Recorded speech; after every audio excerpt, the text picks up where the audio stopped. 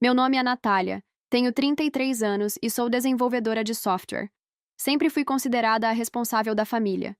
3 semanas antes do casamento da minha irmã, Bruna, um casamento no qual eu já havia investido US$ 25.000, meu celular vibrou com uma mensagem da minha mãe. Você não está convidada. A Bruna não quer você lá. Meu estômago revirou. Fiquei parada, encarando aquelas palavras frias na tela. Depois de bancar o local da cerimônia, o buffet, a fotografia e mais um monte de coisa, eu estava sendo cortada da lista de convidados pela minha própria irmã. Aquela traição me cortou mais fundo do que qualquer faca poderia cortar. E antes de saber como essa história vai terminar, aproveita para deixar um like ou um comentário para ajudar a dar engajamento no vídeo. Isso ajuda bastante o canal. Crescemos em Portland. Não éramos pobres, mas também nunca vivemos com conforto de sobra. Meus pais, Sandra e Carlos, sempre trabalharam duro. Ela como enfermeira, ele como professor de ensino médio. Mas criar 2 filhas com esses salários significava apertar o orçamento. Morávamos numa casa simples de 3 quartos, num bairro razoável. Luxo nunca fez parte do nosso vocabulário. Desde pequena, a diferença entre mim e Bruna era evidente. Eu era a responsável, a esforçada, a filha confiável que ajudava nas tarefas sem ninguém pedir. Bruna, 2 anos mais nova, era a princesinha da casa. Enquanto eu era cobrada para tirar boas notas e cuidar da casa, ela podia se descobrir e ser sociável. Natália resolve, era o mantra dos meus pais. Quando eu tive meu primeiro emprego de meio período, quem preencheu os formulários do imposto de renda fui eu mesma. Quando apliquei para a faculdade, fiz tudo sozinha. Já Bruna teve ajuda até para escolher o vestido do baile de formatura. Mesmo com essa desigualdade, eu fui bem nos estudos. Me formei como oradora da turma e consegui uma bolsa integral para cursar ciência da computação na Universidade de Washington. Finalmente, meu esforço estava sendo reconhecido. Me formei com honras. Consegui emprego numa startup promissora em Seattle. A vida em startup era puxada, mas empolgante. Enquanto meus colegas gastavam seus primeiros salários com carros caros ou apartamentos de luxo, eu economizava, dividia um AP e investia quase tudo em ações da empresa. 3 anos depois, quando a empresa foi adquirida, minha prudência rendeu frutos. Aos 28 anos, meu patrimônio líquido ultrapassava US$ 2 milhões. Mas o sucesso não mudou muito meu estilo de vida. Comprei um AP confortável de 1 quarto, fiz uma viagem incrível sozinha para o Japão e montei uma aposentadoria sólida. O que mudou foi a percepção da minha família. De repente, eu não era só a Natália confiável. Eu era a Natália rica. A solução para todos os problemas financeiros deles. Começou com meu pai precisando de um carro novo. Ajudei com o sinal. Depois, o hospital onde minha mãe trabalhava reduziu os turnos. Cobri 3 meses de hipoteca. Quando Bruna terminou um namoro e precisou se mudar, paguei o depósito e o primeiro aluguel. No início, parecia que todos estavam sinceramente gratos. Mas logo a gratidão virou um tipo estranho de direito adquirido. Quando Bruna conheceu Henrique, tudo virou de cabeça para baixo. Bruna conheceu Henrique no casamento de uma amiga. Ele vinha de uma família rica do leste dos Estados Unidos, daquelas com casas de verão e acesso a clubes de campo. Logo minha irmã estava passando os fins de semana nos Hamptons, postando fotos em eventos de gala beneficente, cercada de champanhe e arranjos florais caríssimos. A princesa tinha encontrado seu príncipe. Meus pais estavam em êxtase. O noivado foi anunciado depois de apenas 8 meses de namoro. Bruna me ligou aos gritos de felicidade, exibindo o anel de 2 quilates e descrevendo o pedido perfeito ao pôr do sol, feito em um iate. Apesar de uma vozinha dentro de mim dizer que Henrique parecia mais impressionado com o Instagram cuidadosamente montado da minha irmã do que com a pessoa real que ela era, fiquei genuinamente feliz por ela. Nath, você sempre esteve ao meu lado. Quero que participe de tudo, ela me disse emocionada. Quando mencionou que o casamento seria no Solar dos Araújos, um dos locais mais exclusivos de Seattle, senti o primeiro alerta. Casamentos lá começavam em $50.000, um valor que meus pais jamais poderiam bancar. Não se preocupa com a mamãe e o papai, ela apressou-se em dizer. Os pais do Henrique vão ajudar, já está tudo encaminhado, mas, se você puder contribuir com algumas coisinhas menores, seria incrível. Claro, respondi, achando que ela se referia ao jantar de ensaio ou talvez ao vestido. O que eu não sabia era que essas coisinhas logo se transformariam em todo o casamento, e que minha generosidade acabaria me excluindo da própria festa que eu estava financiando. 2 semanas após o noivado, Bruna me convidou para almoçar num restaurante caro, o tipo de lugar em que um prato custa mais de $60. Ela claramente não podia pagar. Eu, como sempre, paguei a conta. No fim do almoço, ela deslizou uma planilha para o meu lado da mesa. Olha só o que estamos pensando. Na parte de baixo, total, $120 mil. Quase engasguei com minha água com gás. Bruna, isso é muita coisa. Na verdade, é um valor razoável, se considerar tudo o que queremos. Ela folheava uma revista de casamentos, apontando decorações florais exuberantes e mesas feitas sob medida. O Solar dos Araújos cobra 25 mil só pelo aluguel, mas é o único lugar que entrega aquele clima de conto de fadas que a gente quer. Perguntei, com toda a calma do mundo. E os pais do Henrique? O que eles vão contribuir? O sorriso da minha irmã sumiu por um instante. Então, eles ainda não estão muito certos sobre esse casamento. Acham que estamos indo rápido demais. Disseram que talvez ajudem depois, mas por agora, estamos por nossa conta. Ela mexia no guardanapo com nervosismo. A mamãe e o papai vão entrar com 10 mil. É o máximo que eles podem. Seus olhos se encheram de lágrimas. Eu sei que é pedir muito, Nath. Mas esse é o meu único grande dia. O Henrique é perfeito e eu quero que tudo seja perfeito para ele. Os amigos dele tiveram casamentos incríveis. Não posso aparecer com algo simples. Eu deveria ter dito não. Deveria ter sugerido adiar, fazer algo mais modesto. Mas em vez disso, ouvi a mim mesma dizendo: posso cobrir o sinal do local enquanto vocês resolvem o resto. As lágrimas sumiram num segundo. Foram substituídas por um sorriso radiante. Você é a melhor irmã do mundo. Eu sabia que podia contar com você. Esse depósito de $25 mil foi só o começo. Nas semanas seguintes, os pedidos começaram a chegar em ritmo alarmante. Cada um vinha com um tom de urgência, quase como se fosse uma emergência familiar que só eu poderia resolver. A florista precisa de 50% de entrada até sexta, senão perdemos a data. O vestido que eu me apaixonei vai sair de linha mês que vem. A banda que o Henrique queria teve um cancelamento justo na nossa data, mas só podemos reservar agora. E lá ia eu, fazendo mais uma transferência. Me convencia de que estava investindo na felicidade da minha irmã. Criava planilhas detalhadas para acompanhar cada centavo, ainda com a ilusão de que, um dia, Bruna e Henrique reembolsariam pelo menos uma parte. 3 meses antes do casamento, eu já havia gasto mais de $75 mil. E as contas continuavam chegando. Meus pais, ao invés de agirem como uma voz de razão, pareciam incentivar o comportamento extravagante da Bruna. Você é abençoada por poder fazer isso pela sua irmã, minha mãe disse numa das nossas ligações semanais. Seu pai e eu jamais poderíamos dar a ela o casamento dos sonhos. A mensagem era clara. Como eu tinha dinheiro, era minha obrigação prover o que eles não conseguiam. Ninguém parecia se importar com o fato de que eu tinha batalhado muito para conseguir aquele patrimônio, ou que eu poderia ter meus próprios planos para ele. Bruna deixou de ser grata e passou a se comportar como se tudo aquilo fosse um direito. O obrigada virou: precisamos de mais 5 mil para trocar os tecidos das toalhas. Sem nenhum, por favor. Henrique, que supostamente vinha de uma família rica, era uma presença fantasmagórica em tudo relacionado a finanças. Um dia, depois de transferir mais 3 mil para um pacote de bar premium, finalmente perguntei a Bruna: e o que o Henrique está pagando nessa história? Ele está ajudando de outras formas, respondeu na defensiva. Está cuidando de toda a lua de mel.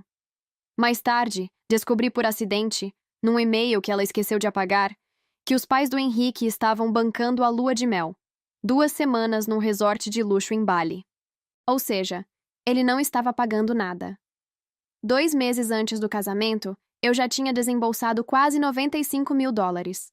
Meu consultor financeiro, que até então mandava alertas sutis, começou a me questionar diretamente sobre minhas decisões.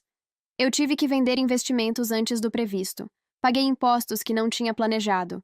E ainda assim continuava. Por quê? Porque tinha medo da decepção no rosto da Bruna. do drama familiar que viria se eu me recusasse. Então eu engolia a mágoa e continuava bancando. Me convencia de que, depois do casamento, tudo voltaria ao normal. O que eu não sabia era que, na minha família, normal significava sugar tudo que eu tivesse até não sobrar mais nada, nem emocional, nem financeiramente.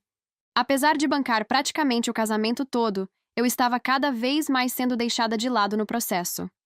Meu cargo como desenvolvedora sênior era exigente, e eu nem sempre podia comparecer às degustações ou às reuniões com fornecedores. Mas fazia o possível. Entrava em chamadas de vídeo, reorganizava minha agenda. Bruna, no entanto, parecia marcar tudo de propósito nos horários em que eu tinha compromissos inadiáveis. Ah, marquei errado de novo, dizia, com um ar de inocência.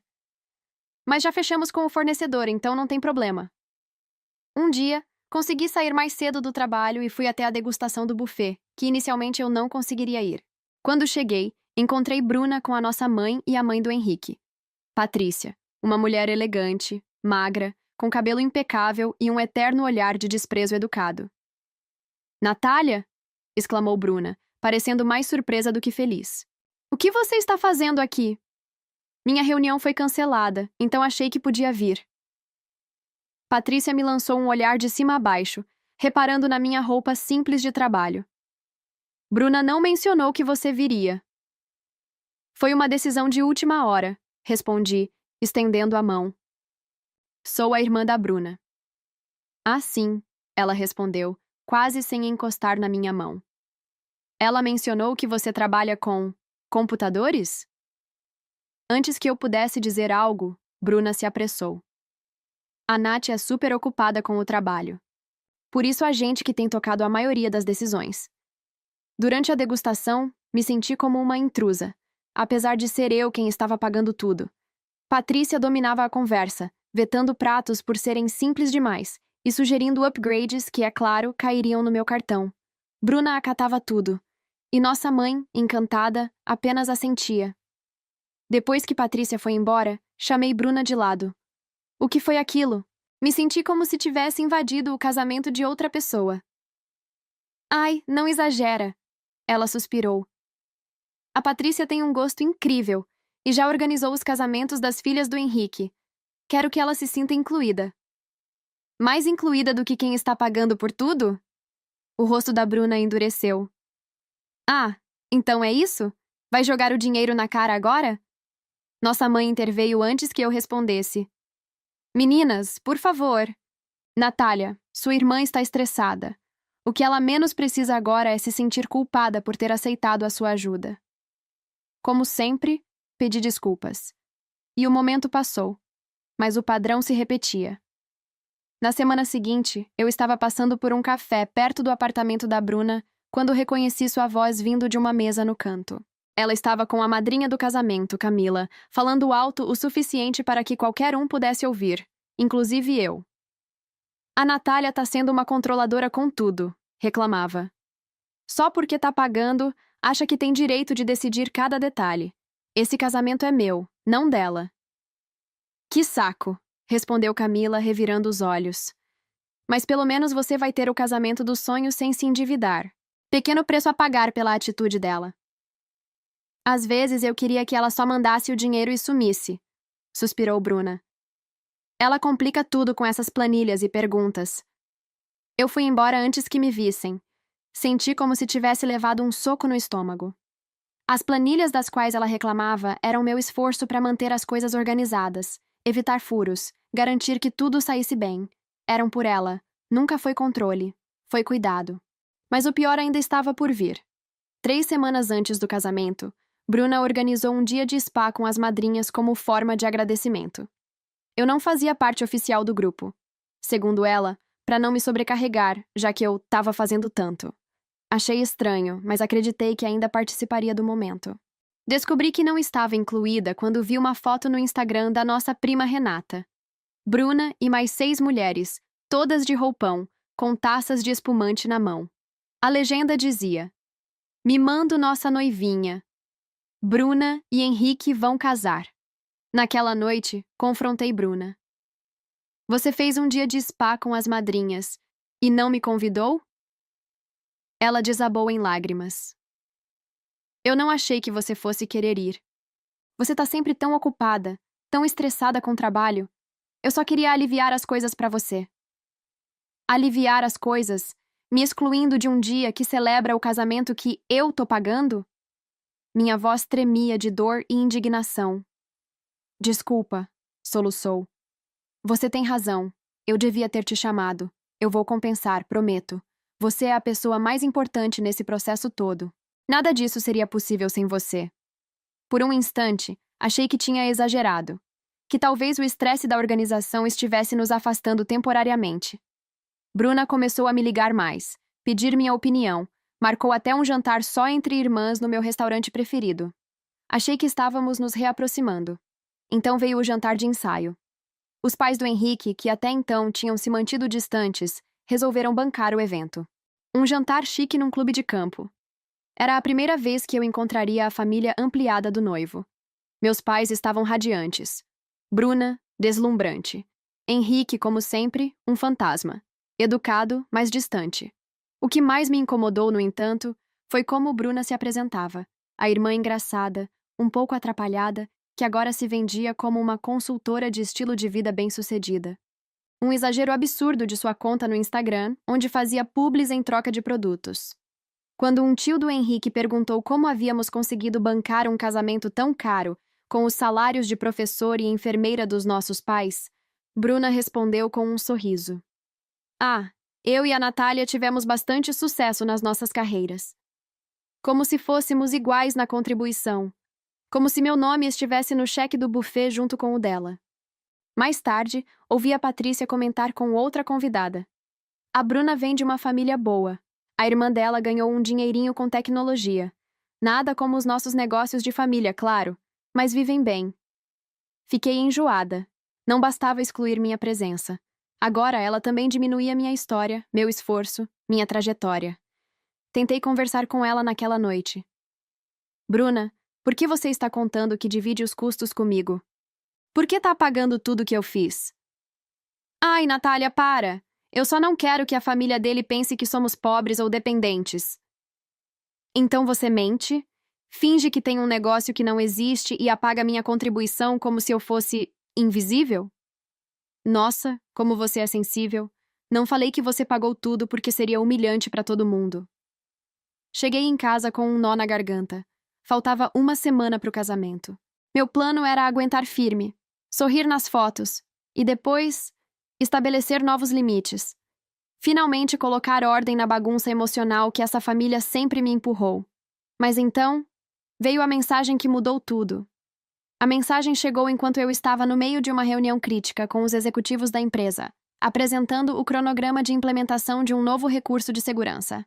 Como líder do projeto, aquela era uma das reuniões mais importantes do meu ano. Meu celular, sobre a mesa, começou a vibrar sem parar. 3 notificações, todas da minha mãe. Natália, precisamos conversar sobre o casamento. Houve uma mudança nos planos. Você não está mais convidada. A Bruna não quer você lá. Eu congelei. Devo ter feito algum som, porque meus colegas olharam para mim com preocupação. Murmurei algo sobre emergência familiar, saí da sala e me tranquei no banheiro mais próximo. Com as mãos trêmulas, abri o resto das mensagens. Bruna acha que você está sendo muito controladora. Ela sente que você está tentando tirar o brilho do momento dela. Os pais do Henrique disseram que só vão ajudar financeiramente se o casamento ocorrer sem nenhum drama. E por fim, ela precisa que esse dia seja perfeito. Por favor, entenda e respeite a decisão dela. Respeitar? Depois de quase $100.000 gastos? Depois de ser diminuída, ignorada, excluída? Chorando de raiva, liguei imediatamente para minha mãe. O que está acontecendo? Minha voz saía contida, mas vibrava por dentro. Ela suspirou. Filha, eu sei que é difícil de aceitar, mas a Bruna está sob muita pressão. Os pais do Henrique estão finalmente aceitando o casamento, e ela não pode correr o risco de que nada dê errado. E eu sou o quê? Um risco? Um problema que precisa ser removido do caminho? Houve uma pausa reveladora antes de ela responder. A Patrícia comentou sobre possíveis tensões familiares. Parece que a Bruna mencionou alguns desentendimentos entre vocês duas. Desentendimentos. Você quer dizer eu perguntar para onde está indo o meu dinheiro? Ninguém está negando a sua generosidade, filha. Mas isso não é sobre dinheiro. É sobre o dia especial da sua irmã. Então me explica por que eu fui desconvidada do casamento que eu paguei? Perguntei. Nova pausa. Longa. Os pais do Henrique vão entrar com 50 mil, mas só se a cerimônia ocorrer com tranquilidade.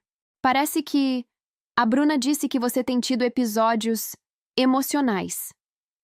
Episódios, repeti, com o sangue gelando. O que isso quer dizer? Minha mãe murmurou. Ela pode ter sugerido que você está com dificuldades emocionais, que o sucesso profissional te sobrecarregou, que você tem descontado nela. O mundo girou ao meu redor. A Bruna não só me excluiu e abusou da minha boa vontade. Ela me pintou como instável, mentalmente doente. Para justificar o que fez... Você defendeu a verdade, mãe? O silêncio respondeu por ela. Naquele instante, tudo ficou claro. Por anos, fui o banco da família. A filha confiável, forte, que resolvia tudo, que fazia tudo. Me diziam que era amor. Mas era exploração. Mãe! Falei com uma calma quase assustadora. Por favor, diga à Bruna que se eu não sou bem-vinda no casamento, meu dinheiro também não é. Natália, não faça isso. Não seja vingativa. Não é vingança. É limite. E já deveria ter existido há muito tempo. Minha voz crescia a cada frase. Se os pais do Henrique estão entrando com 50 mil, ótimo. Que entrem com os outros 100 mil também. Eu já gastei demais. Você não pode fazer isso. Está tudo pago. O casamento é daqui a 3 dias. Na verdade, não está tudo pago. A maioria dos contratos prevê cancelamento com reembolso parcial. Eu li todos. Eu cuidei de tudo. Natália? Ou eu vou como convidada de honra e sou reconhecida como quem viabilizou esse evento, ou vocês vão ter que correr atrás de outro financiador. Boa sorte. Desliguei. Voltei para a reunião. Terminei minha apresentação com precisão quase robótica. Por fora, ninguém imaginaria que, por dentro, eu estava desmoronando e me reconstruindo. Naquela noite, pedi um dia de folga e fui direto para casa. Precisava fazer o que, até então, nunca havia tido coragem de fazer: me colocar em primeiro lugar. Em casa, espalhei todos os documentos do casamento na mesa de jantar. Contratos, comprovantes de transferência, e-mails, cronogramas. Tudo estava perfeitamente organizado, tanto em pastas físicas quanto digitais. Peguei um caderno e dividi as anotações em 3 colunas. 1. Fornecedores com pagamentos finais pendentes. 2. Serviços que permitiam cancelamento com reembolso parcial. 3. Pagamentos não reembolsáveis. Enquanto meu celular explodia de mensagens da minha família, todas ignoradas, eu focava no que precisava ser feito com precisão cirúrgica. Comecei pelo local da cerimônia, o solar dos Araújos. O contrato previa reembolso de 25% se o cancelamento fosse feito com pelo menos 72 horas de antecedência. Liguei diretamente para a coordenadora de eventos com quem eu vinha falando há meses. Natália, que bom ouvir sua voz. Está animada para sábado? Ela perguntou, animada. Na verdade, Susan, preciso falar sobre cancelamento. Silêncio do outro lado. Está tudo bem? Respirei fundo. Não, não está. Estou financiando esse casamento há meses, mas acabei de ser informada que não sou bem-vinda. Diante disso, não posso mais manter meu apoio financeiro. Susan foi profissional. Não fez perguntas pessoais. Apenas disse com empatia. Lamento muito. Podemos cancelar e reembolsar 25% do valor já pago, ou transferir a reserva para outra pessoa, caso sua irmã ou o noivo queiram assumir. Por favor, cancele e inicie o reembolso. Se Bruna ou Henrique quiserem manter a data, será por conta deles. Desliguei e segui para os outros fornecedores: o buffet, a florista, o fotógrafo, a locadora de móveis, os bartenders. Alguns atendimentos foram frios, outros constrangidos. Um deles disse: Fiquei sabendo do que aconteceu. Você está fazendo certo. Ninguém merece esse tipo de tratamento, nem da própria família. O DJ foi mais direto. Sua irmã parece ser um belo de um problema, sem ofensa. A cada ligação, eu respirava melhor. Alguns reembolsos vieram de imediato, outros, parciais. Houve perdas, sim, mas cada centavo cancelado era, para mim, uma libertação. Quando terminei, apaguei o site do casamento que eu mesma havia criado. Baixei todos os arquivos para meu HD pessoal e excluí a pasta compartilhada com minha irmã. Deixei tudo organizado para mim, e nada acessível para eles. Justo quando fechei a última aba, o celular tocou. Era a Bruna. Depois de ignorar tantas ligações dela durante o dia, resolvi atender. Sem nenhum alô, ela explodiu. Como você pôde fazer isso comigo? O Solar acabou de ligar dizendo que foi tudo cancelado. Meu casamento é daqui a 3 dias. Na verdade, respondi com calma. O casamento do qual fui desconvidada era daqui a 3 dias. Agora é problema seu. Ela começou a chorar. Você é cruel. Tá arruinando minha vida por pura inveja. Você inventou que eu sou instável emocionalmente para me tirar do próprio casamento que eu paguei. Isso não é só ingratidão. É perversidade. A mamãe tinha razão. Você tá surtando. Não. Pela primeira vez eu tô enxergando tudo com clareza. O Henrique e a família dele vão achar que somos loucas. Como vou explicar isso tudo? Tente contar a verdade, pela primeira vez na vida. Conte que mentiu sobre mim. Conte que inventou um negócio próprio e usou meu dinheiro como se fosse seu. Eu nunca pedi para você pagar tudo. Mas aceitou, várias vezes. E depois disso me excluiu, me desrespeitou e ainda me difamou. Ela ameaçou. Eu vou ligar para a mamãe. O papai já disse que vai entrar na justiça. Por quê? Por cancelar contratos que estavam no meu nome? Boa sorte. Isso não vai ficar assim. Você tem razão, respondi. Não vai mesmo. Desligou na minha cara. Minutos depois, recebi uma enxurrada de mensagens e áudios dos meus pais. O primeiro foi do meu pai, furioso. Isso que você fez é inaceitável. Você quer destruir a sua irmã por causa de um mal-entendido? Vamos resolver isso judicialmente, Natália. A segunda foi da minha mãe chorando. Filha, por favor, pensa melhor. Ainda dá tempo. O casamento é daqui a poucos dias. A Bruna está arrasada. Eu respirei fundo, entrei no grupo da família e escrevi apenas: então paguem vocês. Eu não sou mais o caixa eletrônico de ninguém. Depois disso, bloqueei todos. Abri uma garrafa de vinho, sentei no sofá e comecei a procurar chalés isolados para alugar por uma semana. Eu precisava desaparecer, física e emocionalmente, para me curar. Reservei um chalé à beira de um lago na Península Olímpica. Lugar silencioso, sem Wi-Fi. Quase nenhum sinal de celular. A Península Olímpica, no início do outono, parecia ter sido feita sob medida para o meu estado emocional. Cores vibrantes sob um céu cinzento, ondas quebrando nas praias desertas enquanto florestas silenciosas se estendiam por quilômetros. Era o cenário ideal para uma pausa, para um recomeço. Passei 7 dias sozinha. Caminhava por trilhas cobertas de folhas, me sentava na areia fria observando as gaivotas, mergulhava em longos silêncios. Deixei o notebook em casa, desliguei as notificações, levei apenas meu celular para emergências e um caderno. Naquela cabana simples, entre paredes de madeira e janelas embaçadas pelo frio, comecei a escrever. Escrevi tudo, sobre a infância, sobre Bruna, sobre como passei a vida tentando agradar, compensar, sustentar. Como me tornei a forte, a capaz, a que nunca precisava de ajuda, mas de quem todos esperavam tudo. No terceiro dia, uma clareza que eu jamais havia sentido me atingiu. O que mais doeu não foi o dinheiro.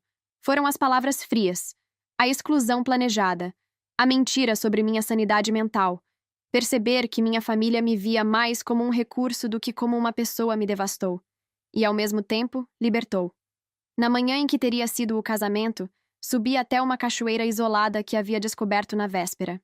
Levei comigo uma folha de papel onde escrevi, à mão, cada comentário cruel, cada manipulação, cada gesto de indiferença. Depois, rasguei em pedaços bem pequenos e joguei na correnteza. Dramático? Talvez. Mas enquanto via os papéis se desintegrarem, senti um tipo de leveza que eu não experimentava há anos. Era simbólico. Era necessário. Voltei para Seattle na semana seguinte. E, como previsto, a realidade me esperava como uma avalanche. Primeiro vieram as redes sociais. Bruna postou uma selfie chorando com legenda dramática. Nem sempre a família te apoia. Tive que refazer meu casamento inteiro em 3 dias, mas o amor venceu. Minha mãe publicou um post vago no Facebook. Estamos passando por momentos difíceis, pedimos orações. Amigos e parentes distantes começaram a tomar partido, sem saber de nada. Alguns disseram que eu era invejosa, outros que Bruna era uma mártir. Vários repetiam a versão de que eu havia tido uma crise emocional, alimentando exatamente a mentira que minha irmã usou para me apagar da própria história. Eu não respondia nada. Quem realmente me conhecia veio até mim. Silenciosamente, com afeto verdadeiro. Minha melhor amiga, Thalita, apareceu com pizza e vinho na primeira noite. Nem quero saber de história agora. Só quero te ouvir quando estiver pronta. Meu colega de trabalho, João, aquele que viu minha saída abrupta da reunião dias antes do rompimento, me chamou para jantar com ele e o marido. Você não precisa explicar nada, só queremos te distrair.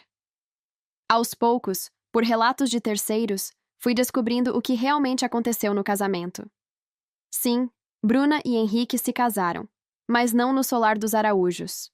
Foi no clube dos pais dele, com metade da lista de convidados original, sem flores exuberantes, sem buffet gourmet.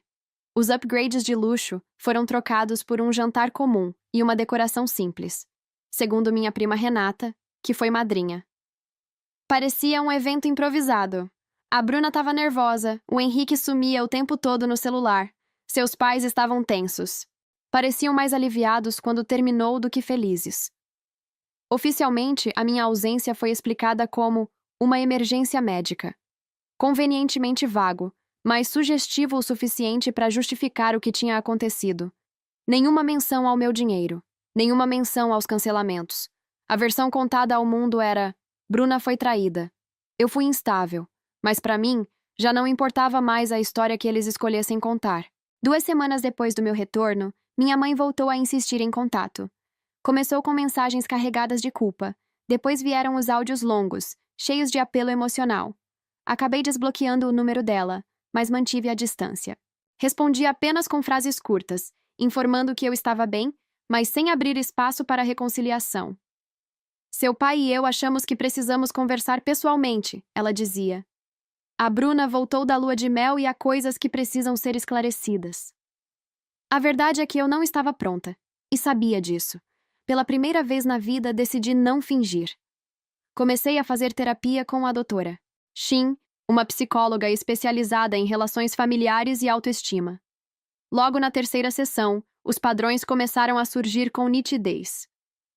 Sua família te colocou num papel desde cedo, ela disse. Você era a responsável, a que resolvia tudo.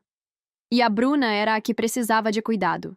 Essas funções foram estabelecidas para satisfazer as necessidades emocionais dos seus pais e foram mantidas, mesmo quando começaram a te machucar. Cada conversa com a doutora Shin era uma revelação. Comecei a enxergar como meus pais terceirizaram responsabilidades emocionais para mim, como meu sucesso virou uma muleta para todos, como nunca me permitiram ser vulnerável, porque minha função era sustentar tudo. Quando o fim do ano se aproximou, vieram as pressões típicas. Minha mãe me ligava quase todos os dias em dezembro. Família precisa ficar junta no Natal, independente das diferenças. Pela primeira vez eu disse não. Enviei presentes, mas não fui. Passei a ceia com a Thalita e a família dela. Fui recebida com afeto, respeito e leveza. Um ambiente sem cobranças, sem segundas intenções, sem jogos emocionais. O mais surpreendente foi o que aconteceu depois. Em janeiro, alguns parentes começaram a me procurar, discretamente, em mensagens privadas. E o que eu descobri me deixou abalada e validada ao mesmo tempo. Meu primo Rodrigo revelou que Bruna havia pedido $5.000 emprestados 2 anos atrás e nunca pagou. Minha tia-avó, Helena, irmã do meu pai, contou que Bruna morou com ela por 6 meses após a faculdade, sem pagar aluguel, mesmo dizendo aos nossos pais que estava bancando tudo. Eu nunca quis causar confusão na família, então fiquei quieta, confessou ela. Mas vendo o que fizeram com você, me arrependo de ter silenciado. Foi aí que entendi. Não era só comigo. A narrativa de que Bruna era a frágil, a injustiçada, e eu a forte, a que aguenta tudo, contaminou todos os círculos da nossa família. Muita gente já havia sido manipulada, usada, ignorada. Mas todos, como eu, tinham medo do drama que seria se expusessem. Essa revelação me deu força. Era como se eu tivesse passado a vida inteira segurando um fardo sozinha. E, de repente, visse outras mãos surgindo, dizendo: a gente também carregou um pouco disso. Com o passar dos meses, fui criando uma nova rotina. Terapia semanal, círculo de amizade seleto e verdadeiro. Contato com meus pais. Apenas o mínimo necessário. Com Bruna? Nenhum. Comecei a direcionar minha generosidade para causas que realmente me tocavam. Criei uma bolsa de estudos para meninas de baixa renda interessadas em programação. Fiz doações mensais para uma ONG de preservação ambiental no mesmo parque onde fiz meu retiro. Voltei a escrever, a caminhar, a cozinhar só para mim. Um dia, disse para a doutora Shin: sinto culpa por me afastar da minha família. Ela respondeu: limites não são punições. São estruturas que permitem que os relacionamentos existam de forma saudável. Eles têm a escolha de respeitar esses limites ou não. A responsabilidade não é sua. Foi uma das frases mais libertadoras que já ouvi. Perfeito. Aqui está a parte 9 da história, onde Natália reencontra Bruna, e pela primeira vez em muito tempo, as duas conseguem se encarar sem máscaras. Apenas verdades. 8 meses depois do que seria o casamento perfeito da minha irmã, chegou um envelope azul claro na minha caixa de correio. Reconheci a letra na hora. Era da Bruna. Fiquei olhando para o envelope por vários minutos. Parte de mim queria rasgar sem ler. A outra parte queria entender. Abri. Dentro havia um cartão simples com uma mensagem curta, manuscrita. Eu te devo um pedido de desculpas. Podemos conversar? Sem justificativas, sem enrolações. Só isso. Mostrei a doutora Tim na sessão daquela semana. E agora? Perguntei. Ela respondeu: você não precisa decidir por perdão imediato, nem por reconciliação. Mas se quiser conversar, vá com os olhos abertos. Leve os limites com você. Então respondi a Bruna com a mesma simplicidade. Podemos tomar um café terça-feira às 15 horas. Nos encontramos em um café neutro, no meio do caminho entre minha casa e o antigo apartamento dela. Quando Bruna chegou, me surpreendi. Ela não era mais aquela mulher plastificada de designer. Estava de jeans, um suéter simples, o cabelo preso num rabo de cavalo, e maquiagem quase nenhuma. Pela primeira vez em anos, eu vi suas sardas. Vi a Bruna real. O Henrique e eu estamos nos separando, ela disse, logo depois de fazermos o pedido. Dessa vez é sério, já estamos com o divórcio sendo redigido. Sinto muito, respondi. E naquele momento, eu realmente senti. Não precisa sentir, é o certo. Estar casada com ele me fez enxergar quem eu era. E eu não gostei do que vi. Superficial, vaidosa. E pior, disposta a machucar quem me ama para manter uma fachada. Ela me olhou nos olhos. O que eu fiz com você é imperdoável. Inventar que você estava desequilibrada, te excluir, usar seu dinheiro como se fosse meu, tudo isso me envergonha. Então por que estamos aqui? Perguntei. Não com rancor, mas com honestidade.